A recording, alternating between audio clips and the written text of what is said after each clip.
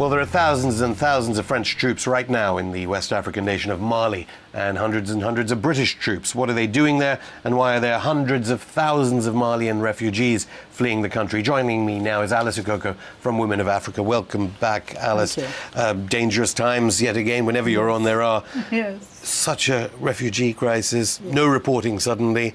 Why are there British and French troops in Mali? Well, if you look into the history of Africa, you will find that the world has always kind of fought to take the front role in capturing the peace of the action in Africa. And obviously this Malian invasion, as I would like to put it, is not different. When you look, you can look at Mali, you can see that the interests of the French and the British, of course, America is again kind of hovering around. They are all, yes, they are all there. You see, the interest is not in the issue of protecting humanity and Africans. They're not interested in Africans. Otherwise, we will not, with the strength of military vision and presence in Mali at this time, the people will feel protected enough to stay within their country. One could make the argument the British Prime Minister David Cameron did actually say it was a defensive act for this country, in that protecting Britain from Salafist terrorism. Well, I don't know. I think Britain and America, going back to the time of Iraq, we've known that they've always conjured some kind of convincing story to make the British people and the citizens of the world believe that what they're actually going to do is to make the world a peaceful place to be. All the politicians agree with it. They agree with it, but because they want to go there, and it doesn't really matter how they take it. Look at Libya. When NATO was going into Libya, one was, I don't agree that Gaddafi should have spent the rest of his life sitting there, then hand over to his children. No, we don't agree. I don't agree with that. But at the same time, I believe that the Africans themselves should be able to decide what kind of future they want for their continent. But again, they pushed and they said they are going there because the dictator, as Barack Obama put it, said he was going to kill his people. He said he was going to kill his people. So now NATO came in to do the killing. Well, this is quite tragic, really. David Cameron, though, would say, African Union and EU leaders said, how can you let Africa do it? Because it's African Union apathy that is allowing the killing of so many people by these Islamists. Well, the point is, if you look at the African Union, which again was created under the auspices of Gaddafi in the first place, which is the former... Isn't it a pointless organization? Well, but the point is, if you look, the African Union is made up of heads of African governments.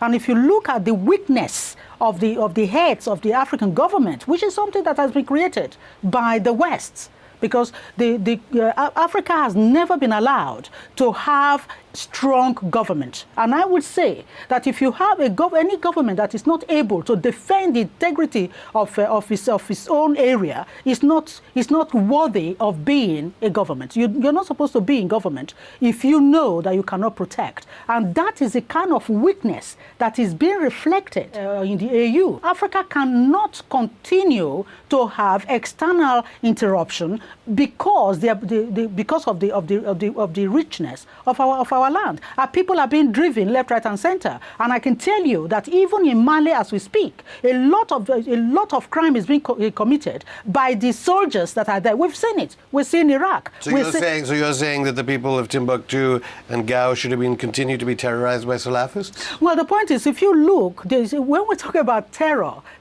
has become a language that is being used by the West to go in and do whatever they want to do. The interest, and the French president said it. He said they go to places to protect their French interests. They don't go there to protect other people. And then when you talk about the terror, they say the jihadists were the ones that were there. Did you see them? Because we know that there is always, look at Mali, look at Syria, look at what is going on, what actually happened in Libya. How do you define who is jihadist in this and who is not? On the one hand, they will tell you these ones will support them because Gaddafi said he was going to kill them. So they went in and supported the opposition. I don't have any problem with that. My concern at the time was, how do we know who we are supporting?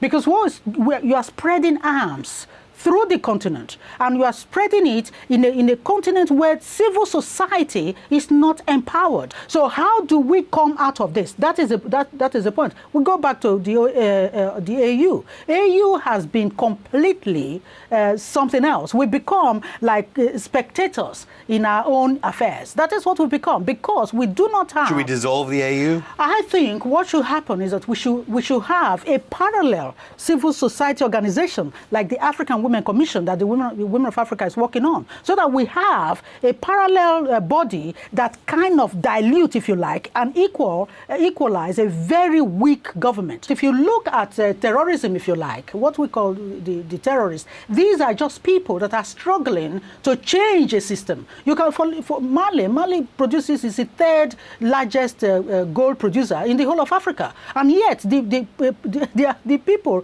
are also amongst the poorest in the world. Now, when in a situation where you have wealth on the one hand and then poverty on the other hand, you are bound to have people struggling to free themselves. Then Navi Pillai, catastrophic spiral of violence. Mali, yes, obviously not going to plan in some ways, depending on the goals. It's not. The Pope, since you're from